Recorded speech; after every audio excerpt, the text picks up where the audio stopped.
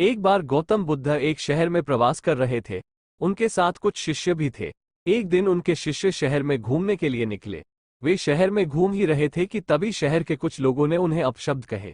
उनके बुरे शब्दों को सुनकर शिष्यों को बहुत बुरा लगा और वे वापस लौट गए। बुद्ध ने देखा कि शहर से लौटकर आए उनके सभी शिष्य बहुत क्रोध में दिखाई दे रहे हैं। उन्होंने शिष्यों से पूछा, क्या बात है, आप इतने तनाव में क्यों हैं? तभी एक शिष्य क्रोध में बोला, हमें यहाँ से तुरंत चलना चाहिए। जब हम बाहर शहर में घूमने गए थे तो यहाँ के लोगों ने बिना वजह हमें बहुत बुरा भला कहा। जिस जगह हमारा सम्मान नहीं हो वहां हमें नहीं रहना चाहिए। बुद्ध ने कहा, क्या किसी और जगह तुम अच्छे व्यवहार की अपेक्षा रखते हो? दूसरे शिष्य ने कहा, इस शहर से तो अच्छे लोग ही होंगे। तब गौतम बुद्ध बोले, किसी जगह को सिर्फ इसलिए छोड़ देना ठीक नहीं कि वहां के लोग बुरा व्यवहार करते हैं। हमें तो कुछ ऐसा करना चाहिए कि जिस स्थान पर भी जाएं, उस स्थान को तब तक नहीं छोड़ें जब तक अपनी अच्छाइयों से वहां के लोगों को सुधार न दें। हम जिस भी स्थान पर जाएं, वहां के लोगों का कुछ न कुछ भला करके ही वापस लौटें।